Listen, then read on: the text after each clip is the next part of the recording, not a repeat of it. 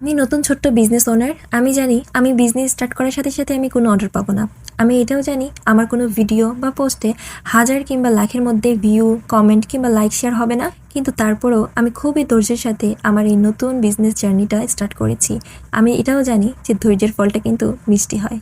নতুন business owner হয়েছে কি বিপদে পড়ছি ভাই। কাস্টমাররা প্রোডাক্টের পিকচার দিয়ে দাম জানতে চায়, দাম টাম সব বলার পরে তারা অর্ডার করবে, ঠিক এর আগ মুহূর্তে তারা পেজটা ভিজিট করে দেখে যে আমাদের ফলোয়ার কম, আমরা নতুন বিজনেস স্টার্ট করছি। তখন তারা আমাদের বলে আপনারা তো নতুন। তাদের কেমনে বুঝাই নতুন থেকেই তো মানুষ পুরানো হয়? তারা এটা বুঝতে চায় না। এরপর তারা আর আমাদের সাথে কোনো যোগাযোগ করে না। সেই সব কাস্টমারদের উদ্দেশ্যে একটা কথা বলতে চাই, যে মানুষ নতুন থেকেই পুরানো হয়। আমরা এখন নতুন স্টার্ট করছি তাই আমাদের ফলোয়ার কম, কিন্তু তারা এই ন্যাচারাল জিনিসটা বুঝে না। তারা মনে করে আমরা তাদের সাথে স্ক্যাম করব। আমরা স্ক্যাম করি না।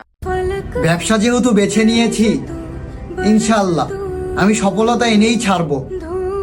কারণ আমি কাজকে মনে করি না ছোট, আর পরিশ্রম করতে পাই না ভয়। কারণ আমি জানি হাজারবার পরাজয়ের পর আমার একবার আসবেই জয়। শুরুটা ছোট দেখে কখনো হতাশ হবেন না। হালাল পথে থাকুন, সততা আর ধৈর্য ধরুন, মানুষের বিশ্বাস অর্জন করুন এবং আল্লাহর ওপর ভরসা রাখুন। আপনার ছোট ব্যবসাও একদিন সফলতার গল্প বলবে ইনশাল্লাহ।